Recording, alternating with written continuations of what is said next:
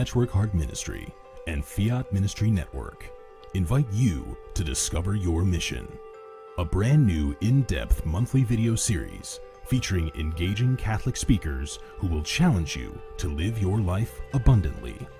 For only $25 a month, you will receive a personal monthly mission, including 3 full-length inspirational talks that build upon a new theme each month.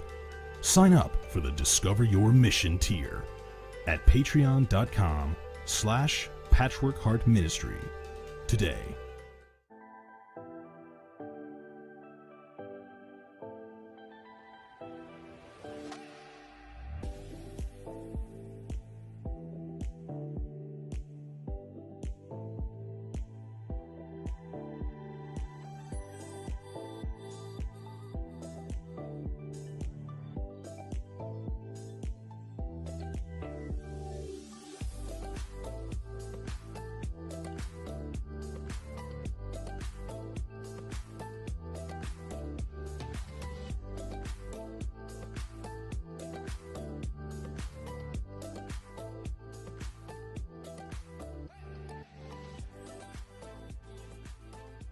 Fiat Ministry Network and Patchwork Heart Ministry present Journeys in Faith. Now, here's Ann DeSantis.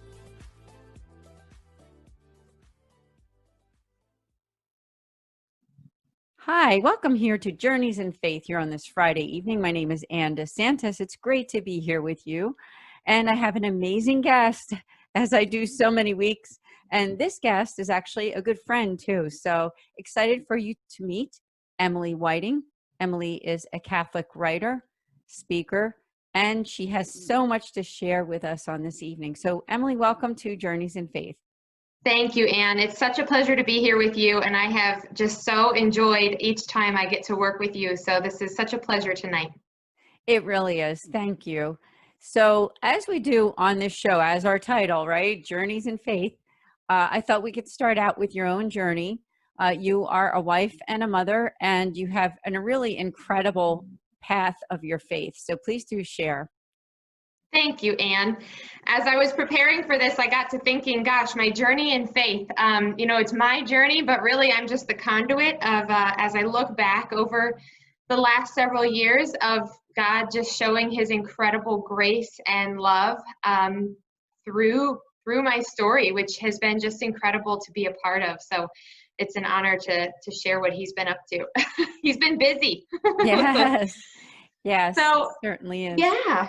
Yeah. So I grew up in the church. I'm a cradle Catholic, baptized, confirmed, and very blessed to have had a wonderful family to grow up in. I had a relationship with Jesus from the get-go. I always felt intimately close with him, where, I always felt very blessed that I could just turn to him for anything. And I had great trust in the fact that in what I had been taught in terms of faith. But I will say in terms of Catholicism, I know I didn't own it as my own. I owned faith and Jesus as my own, but I kind of went through the motions in terms of Catholicism. And then as I went to college and grew up and started exploring the world on my own, I got into college, and, I had always been a rule follower, Ann. And they told me the rules of the Catholic Church and the faith and what you're supposed to do and what you shouldn't do. I adhered to them. Not to say I didn't sin. I sinned many times, but I was very much a rule follower. And then I got to college, and I embraced the college life for everything that you would think of in college. And I really had a lot of fun for the first couple of years. And lived a very different life than my childhood. But then into my second year, going into my third, I met this wonderful young man, and we got serious very fast. And up until then, I had always been taught what you should and shouldn't do in relationships and what's supposed to wait till marriage, but I never really understood the why behind that. And as I got into this deeper relationship with this young man, I started thinking, well, heck, if I don't understand the why, and if I can't, explain to myself, let alone this individual that I'm dating, why we should wait until marriage to be intimate, then why should we? And so we threw all caution to the wind, and we had a very fun summer. Mhm. But about 6 months into it, I really kind of woke up to the realization that I felt so empty, Anne. And I felt so distant from the Lord. And like I said earlier, I had established a deep relationship with Jesus before college. And so when I realized I felt so, where did Emily go? What happened to the Emily that once was fully alive? I started thinking, well, gosh, did God leave me? Did he desert me? And quickly I realized, no, God did not leave me. He did not desert me. I pushed him away by all the decisions I had made. I really hadn't been praying much. I hadn't gone to church more than a handful of times through college. And that deep personal relationship I had with him had really fizzled, not because Jesus had left me, but because I had shut him out. And so at that point, I came to the realization that I have a lot of repairing to do between me and Jesus, and I was not mature enough to handle repairing me and Jesus and my relationship with this young man. Even though we both were Catholic, we both had faith, we both grew up in the church, but we had really treated our relationship, and I guess the way I had approached life was really that relationships and dating and desires are over here in this bucket or category of life. And then over here is God and going to church on Sundays and saying your prayers. And I kept them very separate. And man, in hindsight, now that I know what I know, how wrong could I have ever been? But at the time, I was still figuring it all out, just like I still am now. But anyway. Yeah, I think we all are. Yes, We're all we will on a be. journey of faith, right? Doesn't matter how That's old right. we are. You We're all named the still podcast. learning. Yes, you named the podcast so appropriately. Thank you. All still learning. Yeah, so I realized, I have a lot of work to do with me and Jesus, and I cannot continue on with this life feeling as empty as I feel now, because I have felt alive before in a relationship with him, and I know the difference, And so I broke it off with this young man, and this launched me into an incredible journey of seeking the Lord and learning what were all those rules all about, that I learned all through growing up. Why were we taught those rules? Why do we have desires? What's God's design for relationship, for male and female? He created them, and it was quite a journey, but it started with me going to confession. And so I broke it off with this young man. And what's funny is I think it was 10 years this week that this all happened. No, it would have been 12 years this week that this all happened. Wow. And so I broke it off with this young man, and I went to confession. Now, mind you, my experience with confession had always been through obligation. I had only gone when, I had to in order to complete sacraments, like confirmation.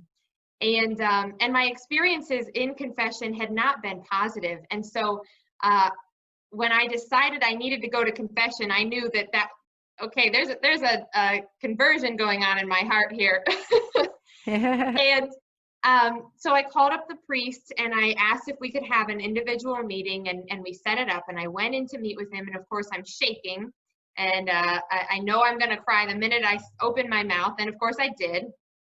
And I poured my heart out to this poor priest, and he was just such a godsend, and just so grace-filled, so loving.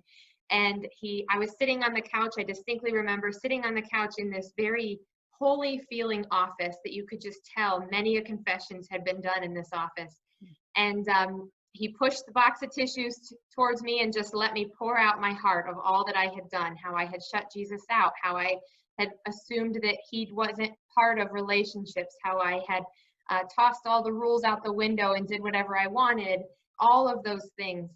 And he so patiently listened. And then when I was done, there was silence for quite a while. And, I'm sitting there awkwardly hoping he's going to say I'm pardoned, which of course he did.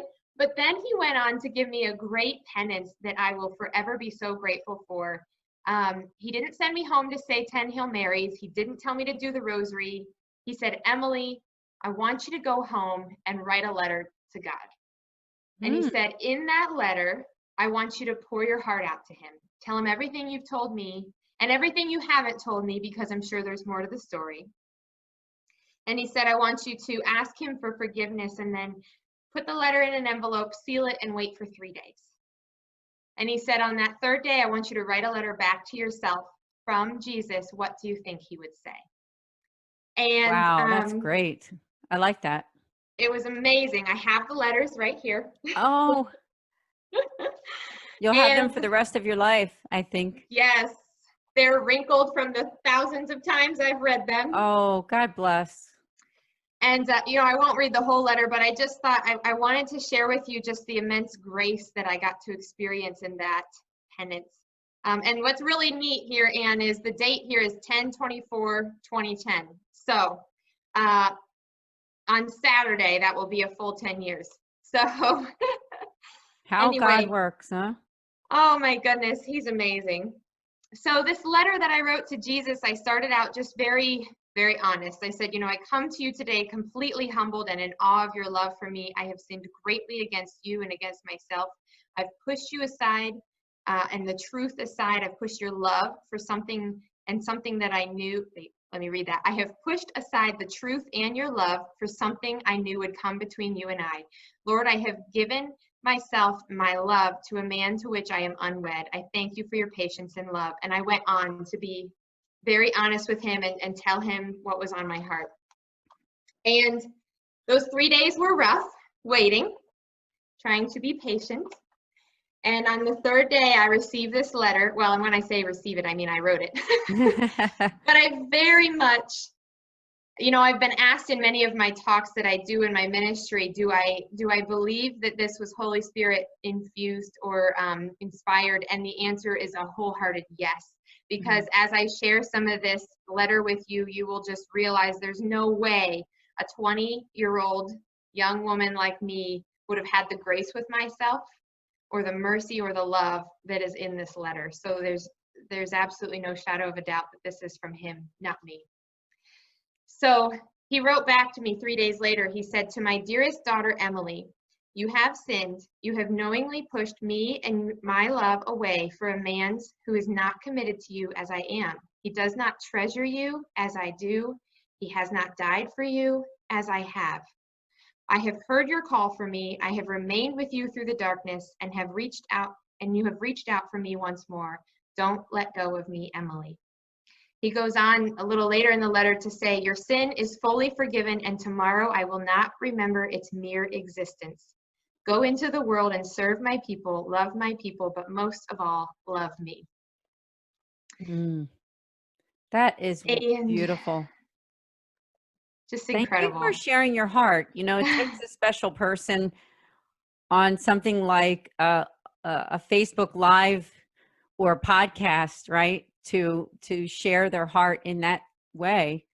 And I think a lot of people need to hear that vulnerability that you have with God, because that's what God offers to all of us, isn't it? I mean, he offers himself and says he already knows our heart. He knows what's happened in the past. He knows what we did or what other people did to us.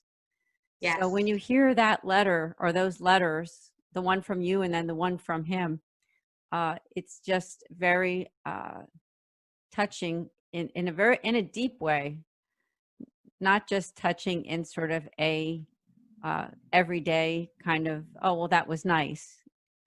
So I commend you for sharing your heart with us on the show. Thank you, Anne. It's been quite a journey, and my hope in sharing my heart is that it draws those listening, your hearts, closer to Christ too. In no way is ever sharing our journey supposed to be about us. It's to share the love of Christ, and I hope and pray that as I share the love he's poured on me, it helps those who are listening to know that they have that same love is available to them as well. So it's quite an honor and a privilege and a very humbling thing that God has asked me to share this. I'll tell you, I would never have shared this if God hadn't told me I needed to. Wow. I know you have a deep prayer life too, because I shared at the beginning that not only are you a former guest on different shows that I've done, but we have developed a friendship, and that's a real blessing for me. So I'm grateful to you that we've become friends and be able to communicate and share our prayer intentions. So when you find a person like Emily in your life, whoever you are watching or listening, don't let them go because And you're a when you gem. find someone like Anne. Thank you so much. So that's beautiful, in your story so far. I know there's a lot more because as your story develops, of course you got married and have a family. So please do share about that too, because we love to hear. Thank you, Anne. Yes, yes. And before I keep going, I just wanted to say I couldn't agree more. When you find a great friend that has deep faith, hold on to them. So I don't plan on letting you go, Anne. Oh, thank you so much. Really, that means a lot. It does. Because I think for those who Absolutely. are on this show with us, listening or watching, you know that sometimes in life, people do come and go in your life. So that's the Mhm. value, I think, when you find a person you can share your journey in faith, right? Yes. When you share your journey in faith, you've got that commonality of your relationship with God in common. And it certainly does make a big difference for your everyday life because, we're also going through this pandemic. We hope it's the end of it, right? We're hoping that it's Right. coming toward the end, but it is difficult when we're not able to get out there and meet people face to face. So although I'm here in Pennsylvania, you're out there in Ohio, we've been able to still develop a friendship through something like this, right? Like Zoom Yes. calls and phone calls. So Yes. that's the beauty So of it. grateful. Hmm. Yes, absolutely. And having friends in Christ, I can't imagine where I would be without them. So, God puts the right people in our lives at the right times. And there's been several times He's put people in my lives, and I've thought, or in my life, and I've thought, oh, and this is horrible to even admit, but oh, I don't have time for that individual, or fill in the blank with the excuse. And I get one of those Holy Spirit, shoulder taps of, don't let that person go, Emily. I put them in your life for a reason. Um, so yes, it's such a blessing when God gives us friends in faith. Wow. Yes, I agree with you wholeheartedly. And I have to make also a little shout out to our friend Tony Ignacy, which is how we met. Yes. And you can learn about him at his website, tonyignacy.com. He's a great friend of this very network, of Fiat Ministry Network. And he has a show here too. I believe it's on Wednesday nights at 6, I think. But anyway, double check me there. But you can go to tonyignacy.com. He's an author, a speaker, and really an award-winning broadcaster too. So we both love Tony. I know you do too. Yes, and He connected us, so we'll be forever grateful for Him. That's right. Hi, And working Tony at its best. and Yes, Diane. hi, Tony. Oh, it's all Oh, good. so yes, so continuing on this story, I thought that was a pretty amazing, journey, and that maybe that was the end. But oh no, that was just the beginning of the story that God was planning to weave. Because over the following 2 years after that confession, I really just spent the time trying to learn what God's design for relationships was. Why did He give us these strong desires between male and female? Why do we have this desire for relationship? And why do we have these rules in the Catholic Church? Because they just weren't making sense to me. I knew I had not done well, but I still didn't understand why I should follow these rules. And so I just really poured myself into learning that. I started prayer journaling, started reading the gospel. Up until then, I had never done any Bible reading on my own. Just really diving into my faith, learning more, and was so blessed to have those 2 years where I just felt God wooing my heart each and every day and revealing truths to me each and every day in little ways. And finally, 2 years almost to the day after I had these letters from Him, I got one of those Holy Spirit taps, one of those shoulder taps that said, Emily, you need to call that young man back who you broke his heart a couple years ago, and you need to tell him that you're really sorry. And Wow. yes, and I had not spoken to him since I broke things off. So I knew that this was going to be an awkward call. And so, but when the Holy Spirit tells you to do something, you do it. So I pick up the phone and I called him, and I told him, I'm really sorry for how I handled things. I was not mature enough to handle my relationship with God and you at the same time, and I should have handled it better. And he, you know, had a long silence, and then he said, you know what, Emily, can I call you back? I really need to think about that. And, you know, I thought that was a respectable response. So, so sure, absolutely. He was surprised by the call, I think. I think caught off guard, absolutely. Yeah. So 3 days later, there's something about 3 days that that he called me back, and we ended up talking for a couple of hours, just catching up on what had happened in our lives over the last couple of years. And long story short, over the course of several months, couple of years, God brought our lives back together, and we ended up getting married.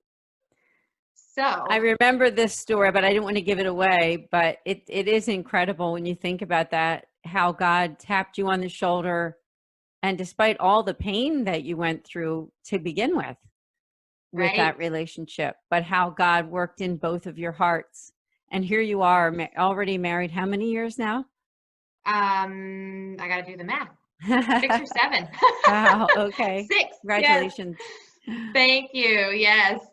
So yeah, it was just such an incredible, I remember thinking on our wedding day, just, wow, what an incredible story of God's grace that he can take something so broken and make it so beautiful.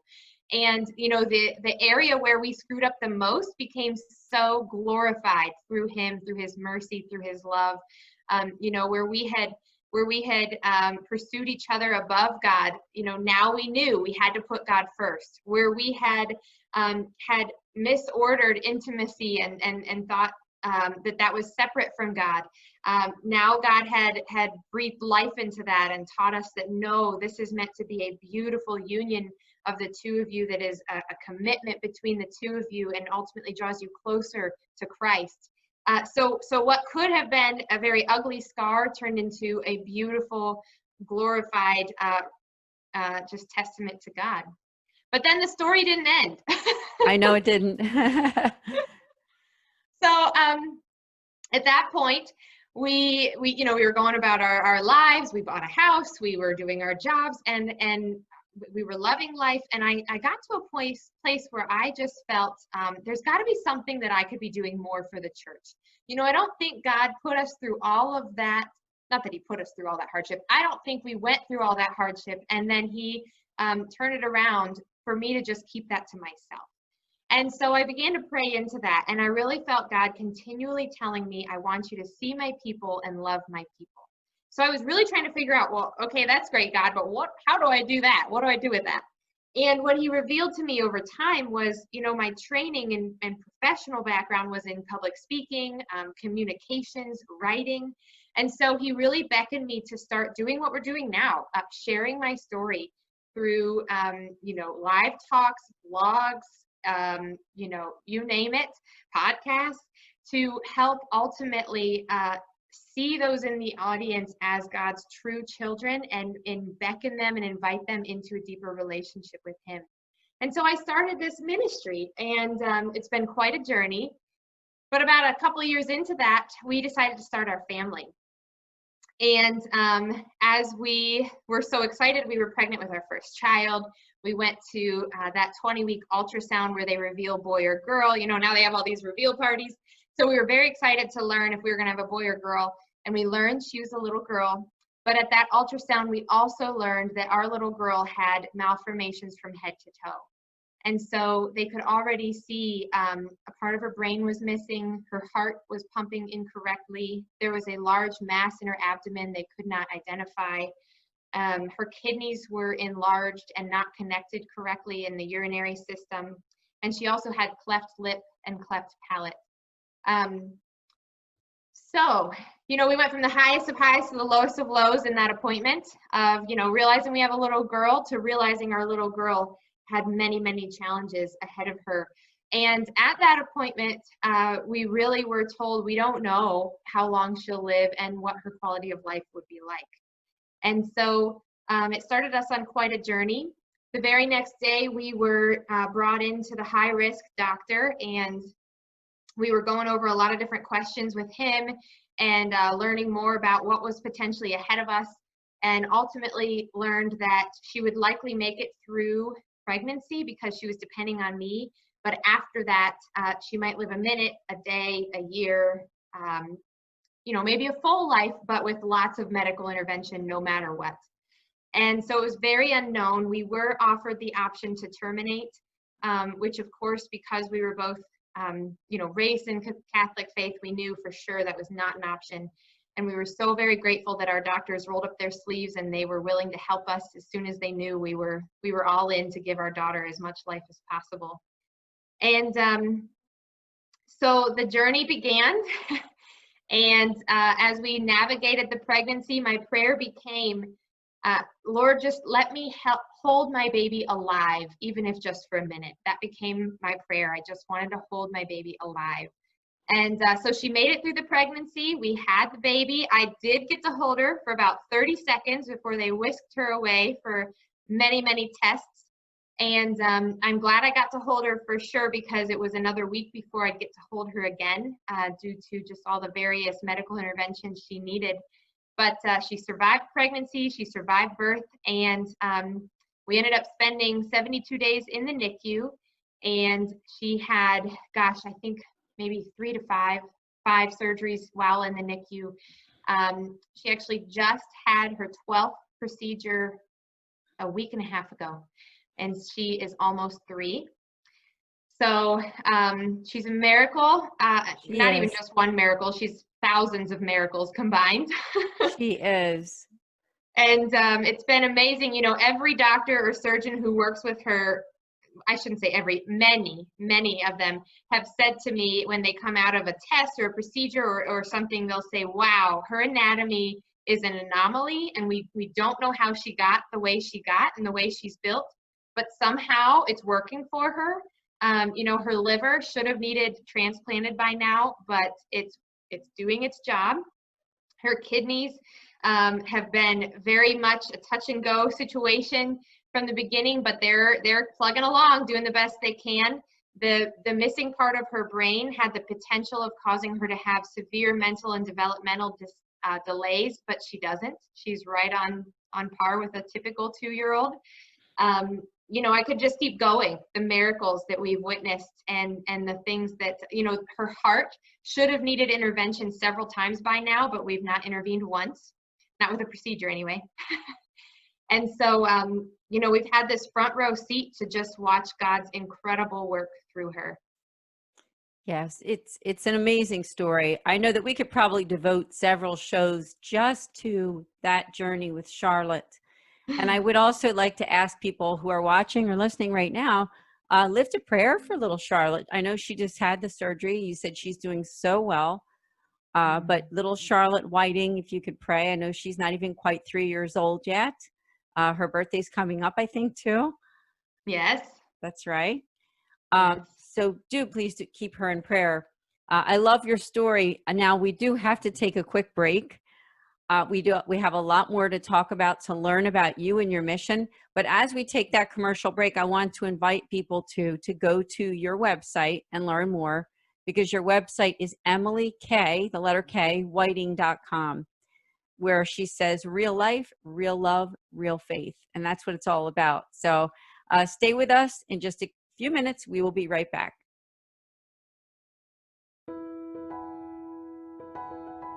Hi, my name is Ann DeSantis, and I'm the director for the St. Raymond Nonatus Foundation for Freedom, Family, and Faith. You can learn about us on our website at nonatus.org. I'm here to tell you today about 2 great podcasts that I hope that you will tune in.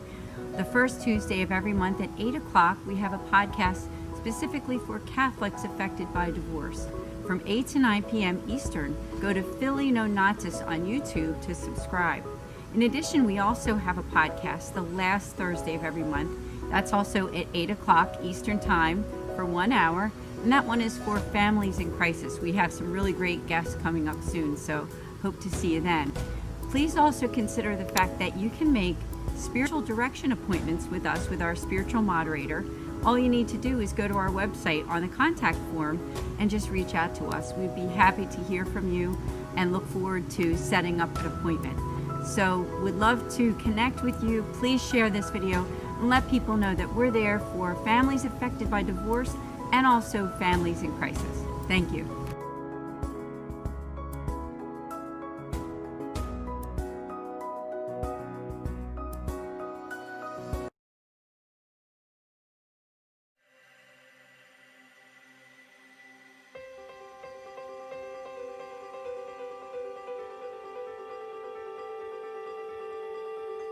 Patchwork Heart Ministry and Fiat Ministry Network present the Discover Your Mission series. When I was young, in the 1950s, I attended Catholic grammar school and I memorized the Baltimore Catechism. In fact, I think I got an A on all of my tests. I faithfully attended Mass each week, not because I wanted to, but because I was afraid if I didn't, I would suffer eternal damnation. I followed all the rules. I followed my Catholic faith faithfully. But it wasn't until I became a wife and a mother and I began to try and pass my faith on to my children that I realized that everything I knew about Jesus was memorized doctrine. I can't even share with you how I was so rooted in my faith. And I was attending Mass, but I was not present. I was a good man, I was a good father, I was instilling the sacraments into my family. I was definitely not intentional. I was stuck rooted in my faith. But what kind of strength did he have? Jackie did not just have a strength of body or baseball skill. He had a strength inside of his spirit, a courageous meekness that empowered him to play the game. And I tell him what is going on with me, and he's like, oh, okay. And I'm like, no, I think this is like some sort of miracle, dude. And he's like, oh, of course, but I'll believe it when I see it. Honey, you've been trying to quit, and you've been saying this and saying that. And I'm his big line to me is, you shouldn't say things because I never follow through on them. And so this was week after week, month after month. He is looking at me like, this is a miracle. There is no way that you, on your own, could have done this. In 1 Corinthians chapter 10, verses 16 through 21, St. Paul compares the sacrifice of the Christians to the sacrifice of Israel and then to the sacrifice of the pagans. Paul calls the chalice the blood of Christ, and the bread as participation in the body of Christ, and then warns his listeners that you cannot partake of the table of the Lord and the table of demons at the same time. So in other words, you need to decide, what are you going to participate in? Are you going to participate in the historic Christian idea of the altar of sacrifice, which is in the Eucharist, or not?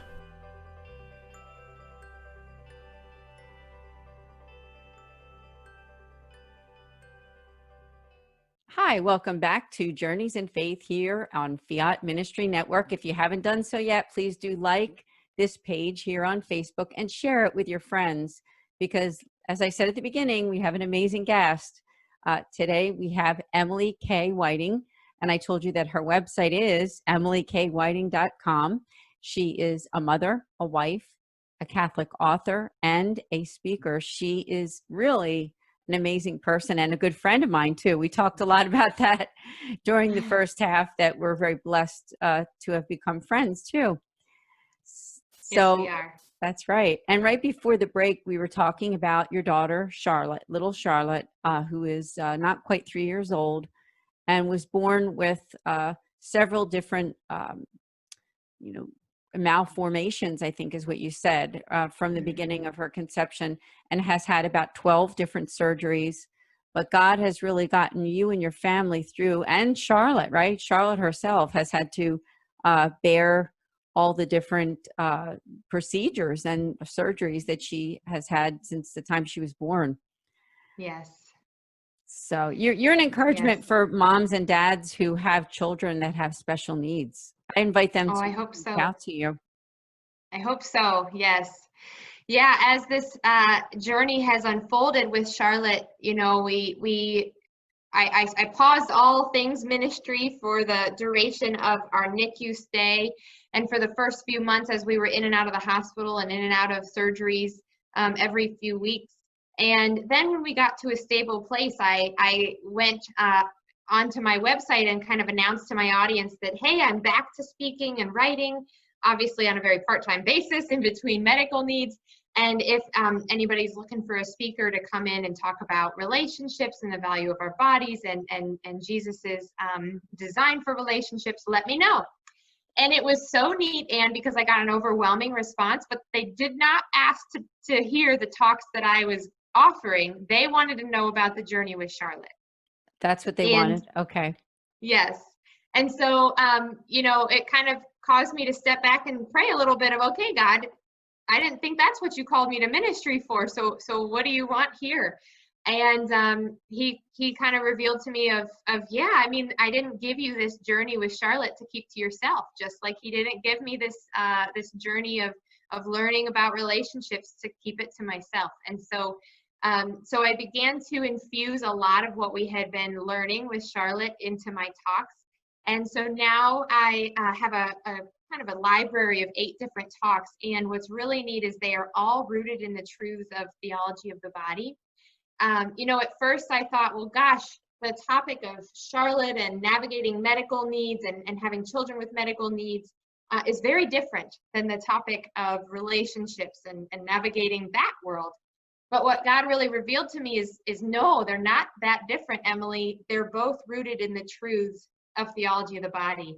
And for those who are listening who don't know what theology of the body is, it's a series of talks delivered by Pope John Paul II when he was Pope. And what's so neat is that this Thursday of this week was his feast day. So just so many ironies that this podcast is happening this week, Anne. That's right. Yeah, October 22nd. Yes. It is a special day. I've been seeing it all over social media, pictures of John Paul II. And what a blessing that he's been to all of us. And now we can intercede to him, right? I mean, as a saint. And I know that theology of the body is so close to your own heart. And for people who are watching this or listening, Emily does that. So if your church or organization wants someone to come out and talk about theology of the body, she's really the perfect person to do it. And I know you can do that online too, correct? You Absolutely. can do an online presentation where you talk about it. Absolutely. Yeah, and for those who are listening, if you maybe haven't heard of theology of the body, the kind of the thesis statement for what it is the fact that our bodies, and only our bodies, make visible the invisible mystery of God, and that is his love. Our bodies transfer into the visible reality of the world, the invisible reality of God, right? And so as you unpack the truth of that statement, it really lends itself to the fact that Charlotte's story and the story of relationship and the truths that come out of both of those are deeply rooted in the fact that our bodies make visible the invisible love of God, that we are created in his image and in his likeness. And as you can see, I get very passionate about it. I know you do. And there's some really good books on it too. Yes. I know that I recently bought one, and I think it was by Christopher West, but it was a newer book that he wrote that's a little bit of a thinner book, doesn't take as long to get through. It's a gift too. So yeah, it's just a beautiful topic and good for all of us to know. I know for me, myself, when I was growing up, I mean, I think John Paul II wrote it, like, was it back in maybe the 70s and 80s, but I don't think that it was like really completed until a little bit later, if I'm correct. Right. So by the time I was, in that age bracket, I was already older, but no matter what your age, I don't care what your age, it's a wonderful resource for you, whether you are a younger person or even somebody over the age of 50. It's absolutely great to learn about the theology of the body. So absolutely, because ultimately we all have bodies. We all are made in the image and likeness of God, and theology of the body in its simplest form teaches us God's heart, because it teaches us to read the language of our bodies, and because our bodies make visible the invisible love of God. And so it's relevant no matter what your age is. It's such a beautiful truth. I've become such a student of Christopher West, who teaches theology of the body, and really anyone who teaches theology of the body. I'm just soaking up any of the material they put out there. Started going to the Institute to learn more, hoping to get certified. And it's been neat because as I shared my story, a lot of what I learned, the truths of theology of the body, I learned them the hard way, and I learned them kind of through living them. And then as I started this ministry, people kept asking me, well, have you learned about theology of the body? And I'd say, I don't even know what that is. And so then they would point me to it. And when I realized what this treasure of knowledge was that the Catholic Church gives us, I realized, oh my goodness, theology of the body puts words and language to what I've learned the hard way through experience. And so it's just been such a beautiful gift that God's given me, the truths of theology of the body, and I hope I can share them with others. Yes, I do too. And I think that it's really the perfect time for you who are watching, if you are involved in church ministry. We have a lot of religious and priests and others who work for dioceses and archdiocese who watch Journeys in Faith. Do get in touch with Emily at emilykWhiting.com. She is in Ohio, but if you do an online conference, it doesn't matter where you're from. So absolutely. And when COVID's over, I'll come to you. Hey, that sounds good. That sounds good. Why not? Yeah, so much to talk about. Now, I thought we could kind of go back to Charlotte because, as you said, you weren't sure that God would lead you in this direction to ministering to people who have children who have some kind of medical issue or special need. So what happened next with Charlotte? So she's now almost 3 years old. She's been through her 12th surgery. And God has really taught you so much about your faith. He's taught you so much about dealing with doctors, dealing with family, neighbors who ask questions, or other people who want to know what's going on. So what have you learned about yourself? What have you learned about dealing with her medical issue and being the best mom, right? Because that's such a big part of it, is you have little Charlotte who is still this toddler and isn't maybe fully aware of all that's really happening to her or within the family. Yeah. Yes, it's been quite a journey. And, the whole journey has drawn me so much closer to Mother Mary because I've gotten to witness firsthand in a very small way what it's like to watch your child suffer and to not be able to do anything about it. And of course, I haven't watched my son be nailed to a cross like she did, and I just can't even fathom. But as I watch her go through surgery after surgery, and the simple things like pulling a Band-Aid off that hurts a little 2-year-old, and poking her with IVs, and giving her meds that don't taste good, that make you throw up, and doing heart echoes every other month, and all these things that just are not pleasant for a little child, let alone an adult. It's just really drawn my heart to Mary and helped me realize what a selfless love she has for not only Jesus, but all of us. So that's a little bit of a tangent. No, it's fine. I just wanted to share that, that she is here with us in all of our trials, and that she is such a light of example of being there with us in our challenges.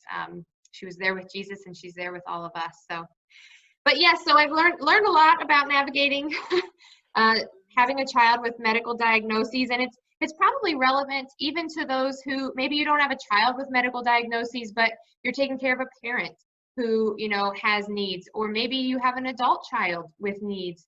All of us have experiences, I'm sure, where we've had to be caregivers for others, and so hopefully some things that I share are helpful no matter what stage of life you're in or what your experience is. But the one thing that comes to mind is I think it's very common for us to maybe struggle with navigating the many emotions that come when you are navigating medical needs. I remember when we first discovered this diagnosis about Charlotte, I would feel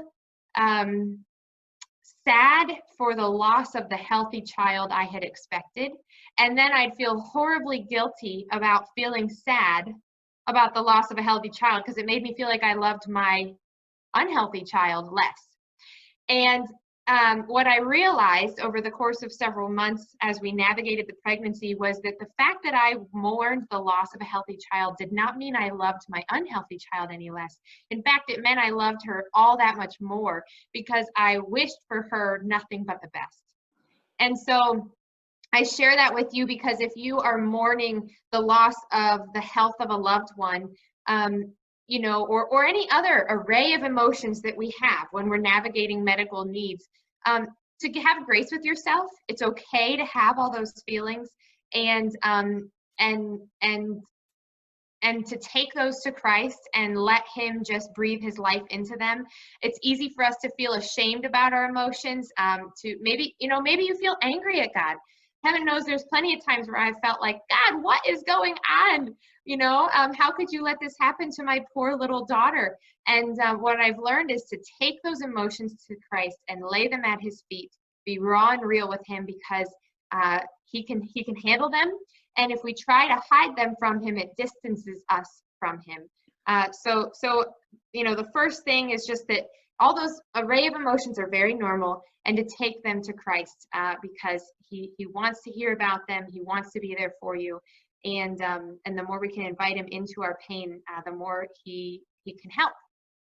Yeah, and you demonstrated that during the first half of the show when you showed those 2 letters. And if people are just hopping on this show in the middle, Emily read a letter that she wrote to God, and then she had another letter 3 days later where God answered her prayer. And you wrote the letter, but it was God's words that he gave you in your heart to yourself. Yes. And that was how God worked in your own life. So I just think that was incredible. And also, just to mention, when you talk about all of the people who have children that might be older, there's also people who might be watching that you yourself have some kind of a physical or maybe even a psychological disability. And I think our culture is just coming to a point where we're realizing that people who have some kind of depression or anxiety disorders or other things too, that they can be very physical. So we also want you to know that we care. And some of what Emily is saying can apply, I think, to the person who's going through something, whether it be some kind of an ailment, physical, psychological, or even some life change, right? Sometimes it's just a very big life change that has happened, that has shaken your world, right? And shaken your faith, because that's what it did to you. I know that when you found out about that diagnosis, the several diagnoses from Charlotte, it was a shock to you and your husband at first. And now, but it's strengthened you every time when you talk to the doctor. I know, just because you and I are friends, and when you have these appointments, as difficult as it is, I think your faith is getting stronger, because you're seeing how God is helping you to be able to bear being the mother and being strong, and your husband to be strong for Charlotte and for the rest of the family, right? Yes, which is such a great segue into just my other thought that, I don't know if other people do this, I would assume, but I know I question my ability to navigate this, to be the mom that Charlotte needs, to be the mom that I have another child, Liam, who does not have those medical needs. And so to try to be the mom for him that he needs while trying to deal with this other child who has all these special needs as well. How in the world am I going to learn how to navigate all the doctors and the medical system and the insurance and all the logistics? I remember a few weeks after we got our diagnosis, I just went to a favorite place where I love to pray, and I just kind of threw myself on the ground and just poured my heart out. And I remember just asking, I was just talking to God of like, how am I going to do this? And he said, you're going to do this one moment at a time, and you're going to do this with me. You're not alone. And it was such a profound moment, so beautiful, just helped me come to my senses that I'm not alone in this. There's an army of saints behind me. There's a whole community surrounding me, and I have Jesus here with me too. And so if you're out there questioning your ability, whether it's to navigate your own diagnoses or someone else's in your life, you're right. You're probably not capable on your own, but the beautiful thing is you're not on your own. Heaven knows I'm not capable on my own. My goodness. I remember one time, it was probably a week after Charlotte was born, and it was after her first surgery. And I remember just praying to God. The one night I snuck away to take a quick shower, probably the first I had had in a week. And I remember just kind of sitting on the shower floor crying and saying, God, where have you gone? Why have you left me? And, just got that overwhelming, peaceful sense of God saying, I haven't left you. I've surrounded you, Emily, literally by hundreds of doctors, nurses, family, friends, and the support that poured out from just every angle, whether it was when I needed a meal showed up. I needed a sweater, and a sweater showed up. We needed somebody to go home and take care of our dogs because we were in the NICU for 2.5 months, that somebody just took them to their house and took care of them. So you're not alone, and God will supply you what you need when you need it, if only you can just depend on him and let him into your situation. Isn't that so true? Because even I'm thinking that as you're saying what you're saying, times in my own life where when we're not able to do what we need to do, that's when God will send those, I'll say angels, but they're people, right? Right. To come and help. And he never disappoints us. Mm-mm. Even when we do have to go through some kind of a suffering, I think at the end, there's always some kind of blessing. There's a blessing that comes. So, Yes. hey, I wondered if before we're about 5 or 10 minutes out till the end of the show. I wondered if you could share a little more about your ministry, because like I said, you have this beautiful website and writing that you have done. Again, go to emilykWhiting.com. So tell us about that and what's it like for you being involved in ministry? Absolutely. Yeah, so it's been quite a blessing, quite a journey, just putting one foot in front of the other and going through the doors that God opens and not banging on the doors he closes, or trying not to. Mm-hmm. So I have a combination of about 8 talks, and they're all, like I said earlier, rooted in theology of the body. The most popular one is one that I call A Witness to His Passionate Pursuit. And that's where I really go into sharing the story of how he pursued my heart through, this area of relationship and dating.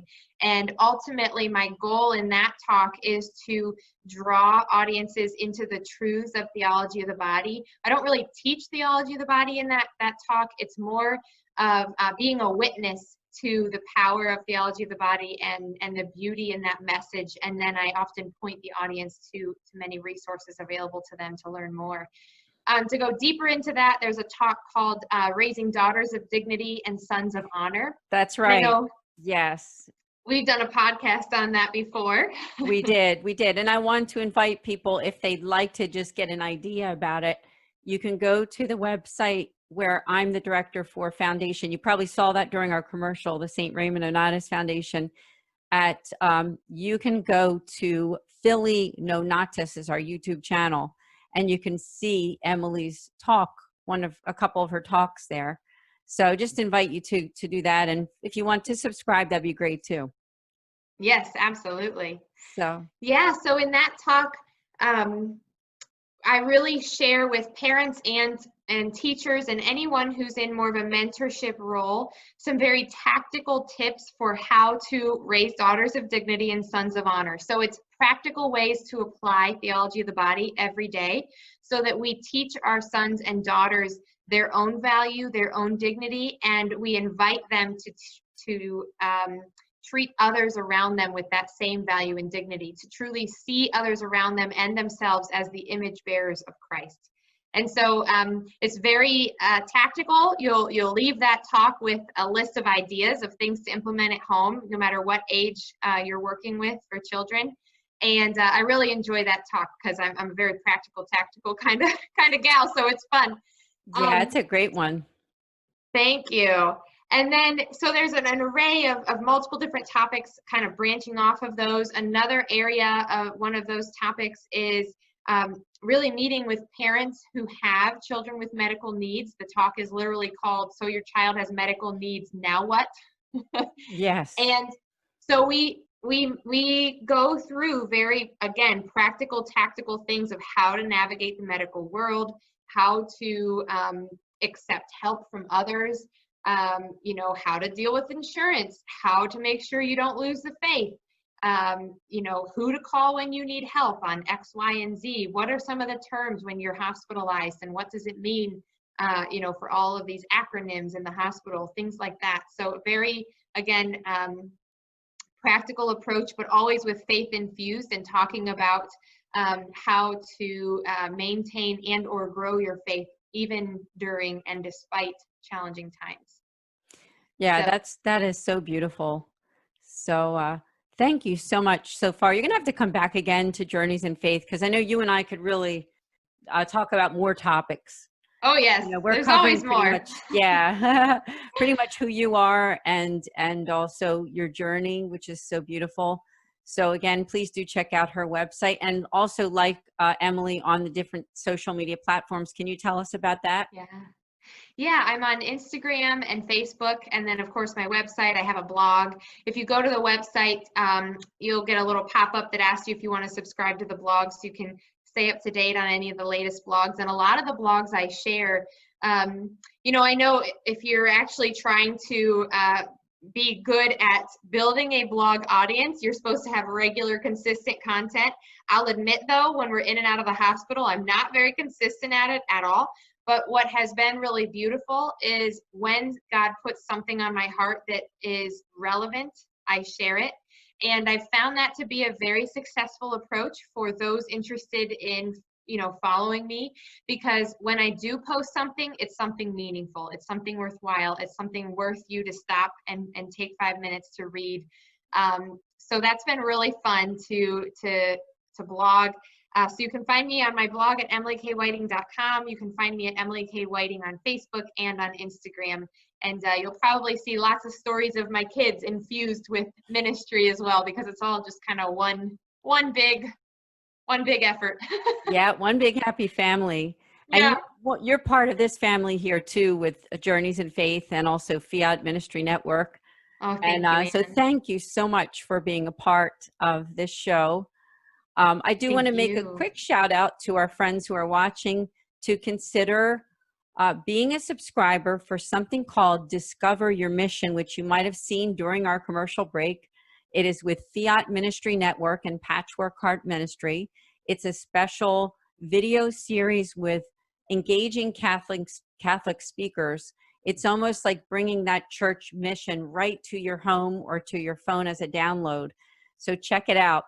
And the reason I bring that up as well is that there's going to be a special show with Emily and I called 5 Minutes of Faith. And that show will be about 4 ways that you can figure out how to get through the most difficult times of your life. Emily will talk about those solutions, those faithful solutions of what you can do. So all you'll need to do is to go to patreon.com/patchworkheartministry and look for 5 Minutes of Faith. So again, Emily, thank you so much for joining us. Thank you, Ann. It was such a pleasure to spend this evening with you, and I'm so grateful and flattered and humbled by the opportunity to be here with all of you listeners tonight. God bless you, Emily, my friend, and I will see you next time. And to everyone who's watching and listening, I'll see you next Friday night at 8:30 p.m. Eastern here on Journeys in Faith. God bless. God bless.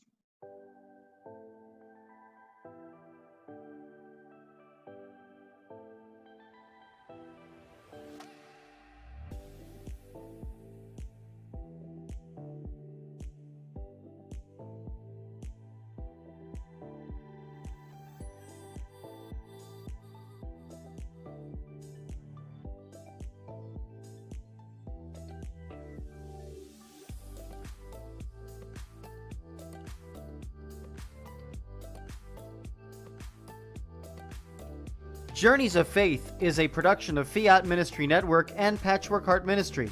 For more information about Journeys of Faith, email info@fiatministrynetwork.tv. And be sure to friend, follow, and like us on social media. Just search Journeys in Faith with Ann DeSantis.